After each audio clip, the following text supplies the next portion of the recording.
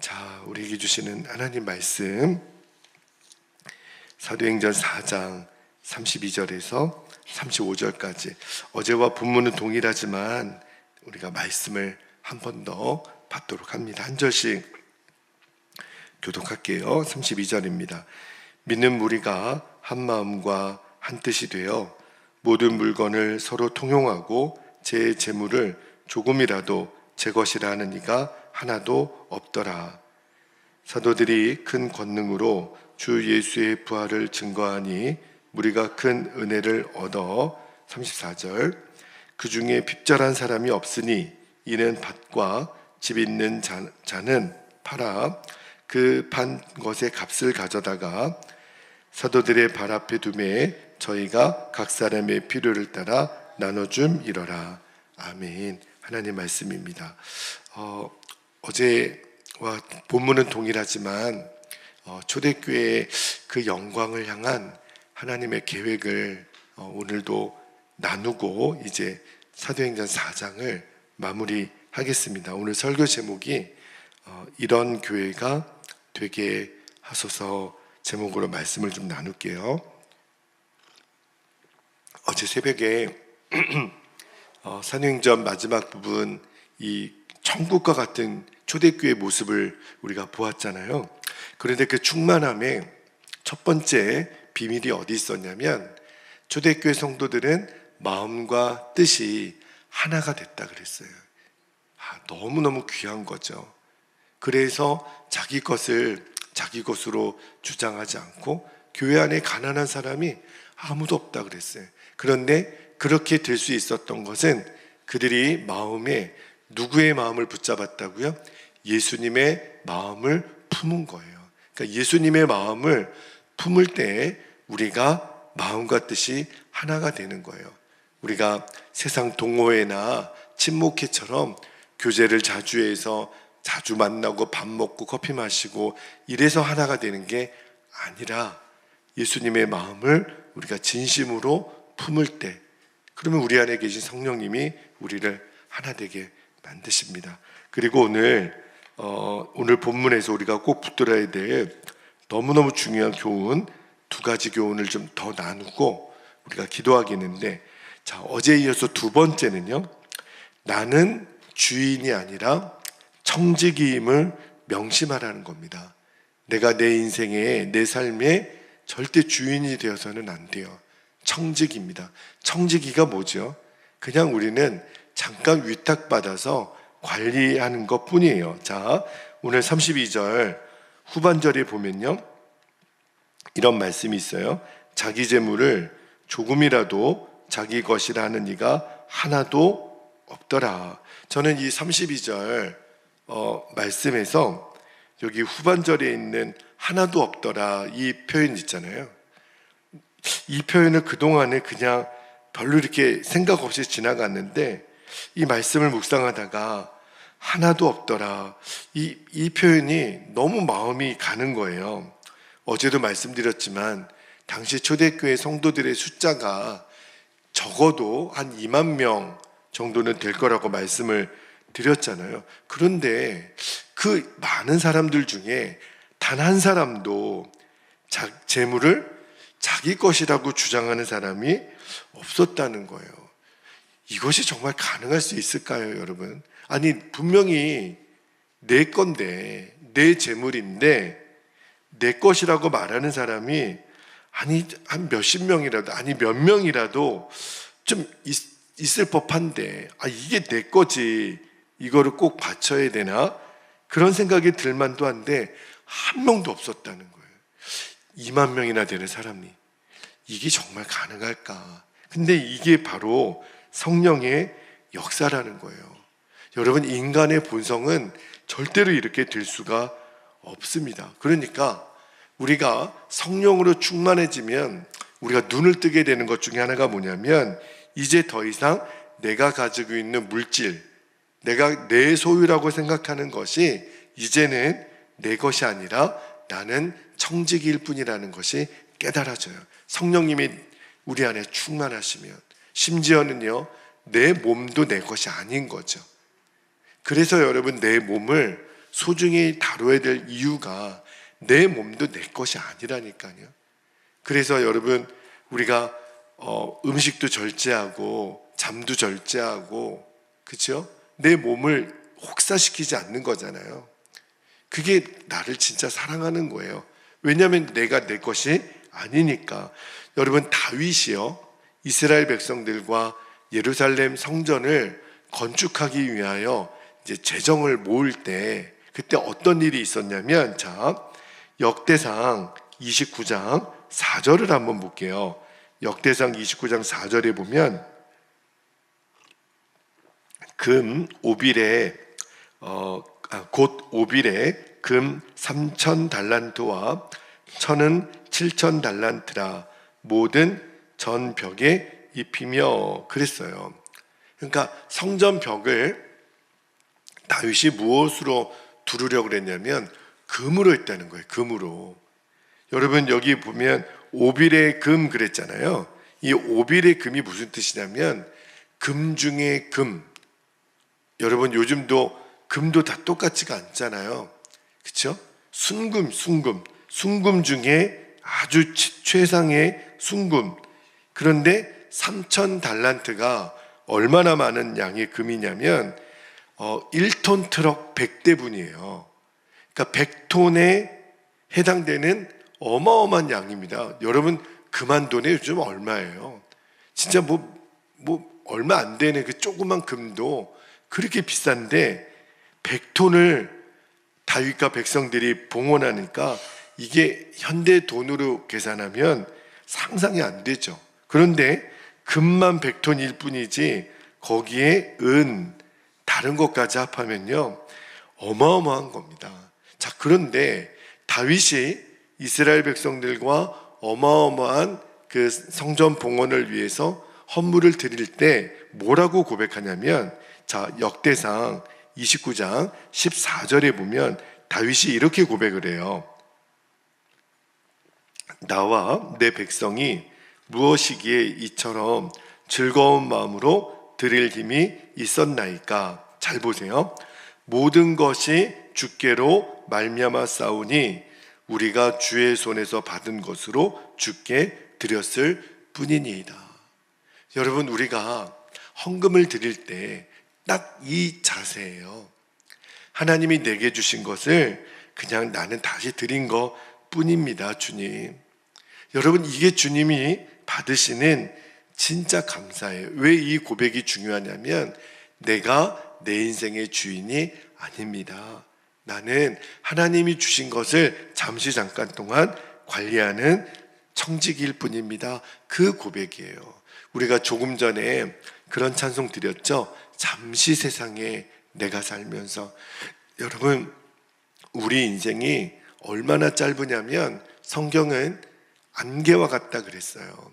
우리가 아침에 안개가 낄 때가 있죠. 그러나 이제 새벽에 안개가 낄 때 금방 해가 나면 그 안개가 금방 사라지는 것처럼 우리들의 인생은 정말 잠시 잠깐 지나가는 것 같아요.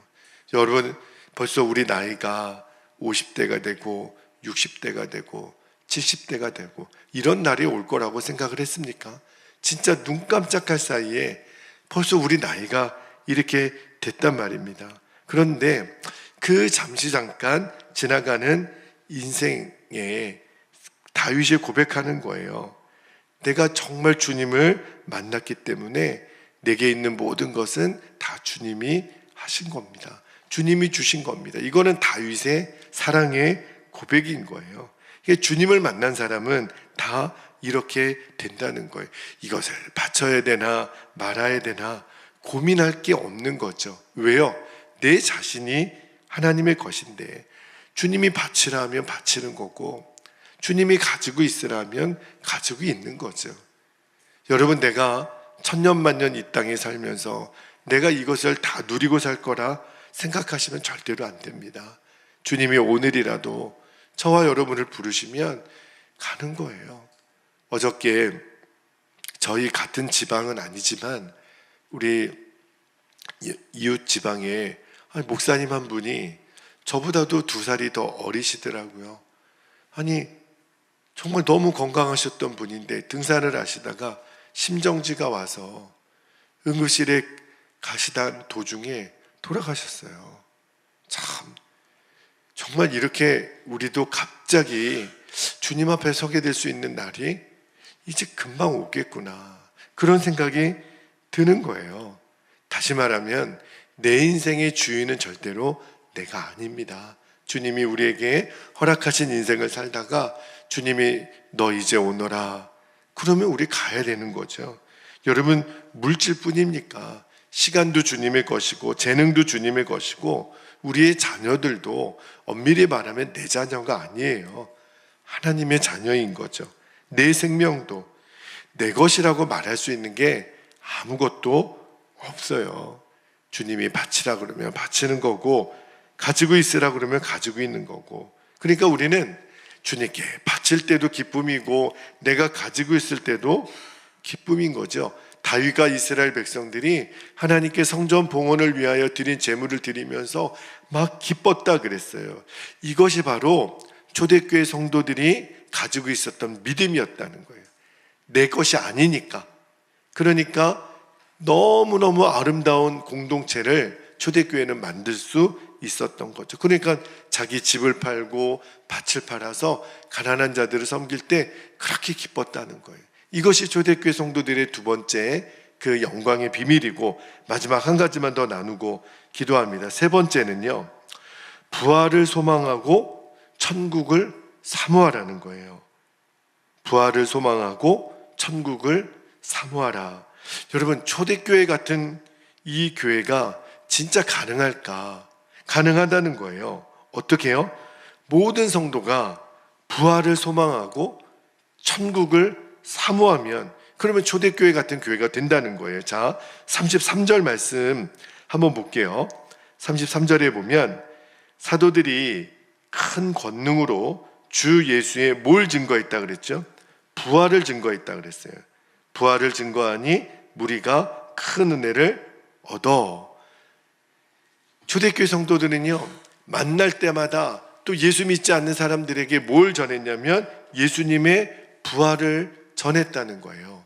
근데 그때 그들이 큰 은혜를 받았다 그랬습니다. 무슨 은혜를 받았을까요? 예수님 부활하시고 이제 성령 받은 성도들이 이야기를 나누는 거예요.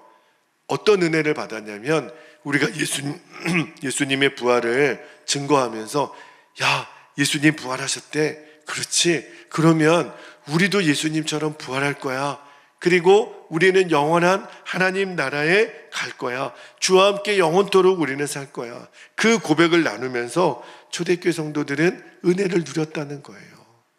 여러분, 우리들의 은혜의 근거가 뭔가요? 우리도 예수님처럼 부활할 거라는 이 믿음.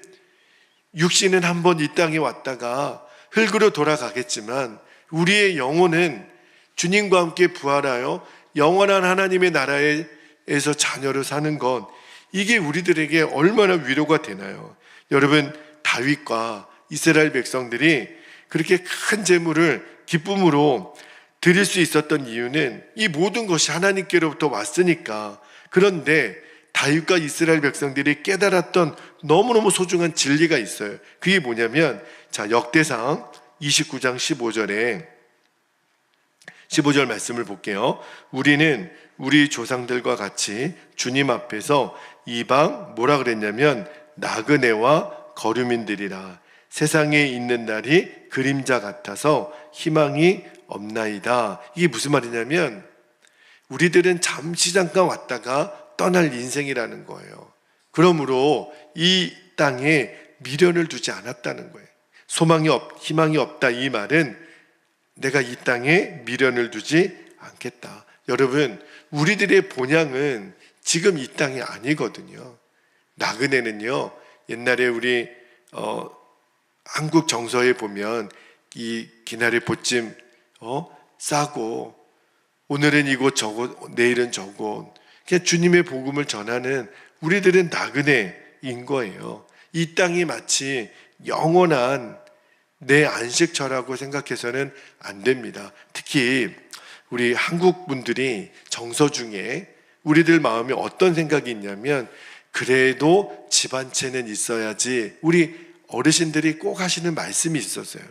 그래도 내 이름으로 된 집 한 채는 있어야지. 여러분, 이게 무슨 생각이냐면, 그래도 이 땅에 사는 동안 내가 좀 편안히 살 수 있는 뭔가 백그라운드가 좀 있으면 좋겠다, 이런 마음도 있겠지만, 그게 너무 지나쳐가지고 이 내가 사는 이 집에 대한 집착이 우리 한국 사람들이 굉장히 강하다는 거예요. 그런데 우리 예수 믿는 사람들, 저는 우리 성도들이 다 자기 집이 있고, 저는 그렇게 살면 너무 좋을 것 같아요. 그러나 우리들의 마음속에 내가 이 땅에 미련을 두고 사는 것이 있다면, 우리가 천국을 지금 못 봐서 그렇죠. 주님이 우리에게 단 1초만이라도 하나님의 나라를 보여준다면 우리가 이 세상에 그렇게 집착하고 살 게 없어요. 내가 그게 돈이 됐든 권세가 됐든 세상 성공이 됐든 그것은 정말 잠시 잠깐 뿐이라는 거예요. 진짜 희망이 아니라는 거예요. 여러분, 이 세상에서 영원한 것은 딱 3가지밖에 없습니다. 하나님 그분이 영원하시고, 하나님 그분의 입으로 말씀하신 하나님의 말씀이 영원하고, 하나님의 나라가 영원한 거예요. 그 외에는 영원한 것은 아무것도 없습니다. 주님이 말씀하시는 거예요. 영원하지 않은 것을 왜 너희들이 그렇게 목숨 걸고 의지하느냐. 그럴 필요가 없다라는 거예요. 고린도전서 13장 13절에 보면 믿음, 소망, 사랑, 이 3가지는 영원할 것인데 그 중에 제일은 사랑이라 그랬잖아요. 그런데 믿음, 소망, 사랑, 이것도요, 하나님의 나라가 있기 때문에 영원한 거죠. 그렇죠? 그러니까 우리가 진짜 영원하지 않은 것에 우리들이 목숨 걸 이유가 없는 거예요. 그래서 우리가 하나님만 의지하는 인생이 희망이 있는 거고, 하나님의 말씀을 의지하는 사람이 희망이 있는 거고, 영원한 하나님의 나라를 소유한 사람이 희망이 있는 거예요. 그래서 초대교회 성도들은요, 만날 때마다 힘이 넘치는 거예요. 마치 매일매일 좋은 일이 있는 것 같은 사람. 여러분, 좋은 일이 있는 사람은요, 표정을 감출 수가 없어요. 어저께 그 CTS 방송 제가 나중에 유튜브에 여러분에게 또 보여드릴게요. 어제 저희 다 나온 거 혹시 보셨나요? 우리 그날 나온 우리 기뻐서 이렇게 소리 지르고 환호하는 모습을 보는데, 앞에 서 있는 제 얼굴에 제가 표정을 관리한다고 했지만 입이 이렇게 걸려가지고 감출 수가 없어요. 그 기쁨을 어떻게 감춰요? 그런데 우리가 그렇게 일주일 전에 환호했던 그 기쁨과 비교할 수 없는, 내가 천국을 소유한 사람, 밭에 감추인 보화를 발견한 사람을요, 그 기쁨을 감출 수가 없는 거예요. 여러분, 우리는 누가 우리의 얼굴을 볼 때 저 사람 무슨 좋은 일이 있나 봐, 저 사람 무슨 기쁜 일이 있나 봐, 그런 얼굴을 가지고 살아야 돼요. 왜요? 우리에게는 부활의 소망이 있으니까, 하나님 나라를 소망하는 자들이니까. 그러니까 기쁨이고 감사고 행복인 거죠. 초대교회가 초대교회 될 수 있었던 비밀이 바로 여기에 있어요. 예수님이 마태복음 6장 19절에서 21절까지 이렇게 말씀하셨습니다. 너희를 위하여 보물을 땅에 쌓아두지 말라. 거기는 좀과 동록이 해하며 구멍을 뚫고 도적질하느니라. 오직 너희를 위하여 보물을 어디에요? 하늘에 쌓아두라. 거기는 좀이나 동록이 해하지 못하며 도적이 구멍을 뚫지도 못하고 도적질도 못하느니라. 내 보물이 있는 그곳에는 내 마음도 있느니라. 여러분, 우리들의 보물이 어디 있어요? 주님의 나라에 있는 거죠. 그죠? 여러분, 우리가 그 부활의 소망, 천국에 대한 소망이 있으니까. 그러니까 이 초대교회 성도들은 만날 때마다 이제는 내가 가진 재정을 다 드렸거든요. 가난한 자들을 위해서 다 나눴거든요. 그런데도 기쁜 거예요. 왜요? 부활에 대한 소망이 있으니까, 천국에 대한 희망이 있으니까. 저는 이 말씀이 너무 위로가 되더라고요. 여러분에게도 그렇죠? 우리에게 부활이 있고 천국이 있다라는 게 얼마나 기쁨이 돼요. 여러분, 그래야 우리 베델교회가 초대교회 같은 교회가 되는 거예요. 이제 말씀을 마무리합니다. 초대교회 같은 교회가 우리 베델교회도 될 수 있을까? 주님은 된다는 거예요. 어떻게 해요? 지금 우리와 함께 계시는 성령님 때문에. 여러분, 어제 새벽에 말씀드린 것처럼 예수님의 마음을 품으니까 마음과 뜻도 하나가 되더라는 거예요. 그리고 오늘 두 번째, 이제는 내가 가진 재물이 더 이상 내 것이라고 말하는 사람이 없어요. 왜? 우리는 잠시 잠깐 관리하는 주인이 아니라 청지기일 뿐이에요.